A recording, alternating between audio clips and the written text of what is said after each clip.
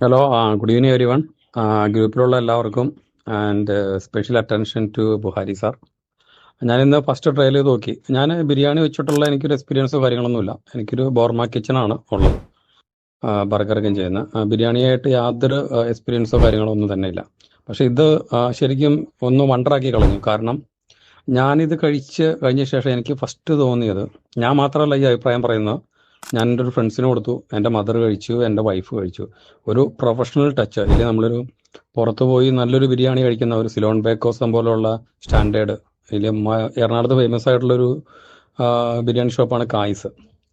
അവിടെ നിന്നൊക്കെ കഴിക്കുന്ന ഒരു ബിരിയാണിയുടെ കൺസിസ്റ്റൻസി, റൈസിനാണെങ്കിലും ചിക്കനാണെങ്കിലും വേറെ ലെവല്.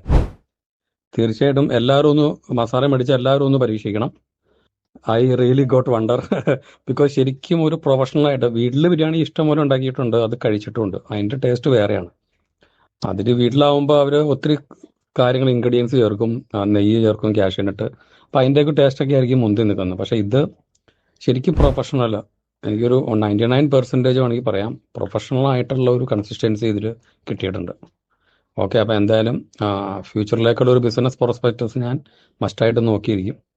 കാരണം നമുക്ക് ഒരു ഫസ്റ്റ് ട്രയലിൽ തന്നെ ഇത്രയും ഒരു കൺസിസ്റ്റൻസി കിട്ടിയെങ്കിൽ എക്സ്പീരിയൻസ് ആയി കഴിഞ്ഞ ശേഷം നമുക്ക് ഇതിനകത്ത് നല്ലൊരു ഫ്യൂച്ചർ ഉണ്ട്. എന്തായാലും ബിസിനസ്സിലേക്ക് നല്ലൊരു ഫ്യൂച്ചർ ഉണ്ടെന്ന് ഞാൻ വിശ്വസിക്കുന്നു. എല്ലാവർക്കും all the best. Thank you. നിക്ക് പോകാൻ പറ്റേ സബ്സ്ക്രൈബ് ചെയ്ത് ബെൽ ബട്ടൺ അടിക്കണം. അപ്പോൾ അടുത്ത വീഡിയോ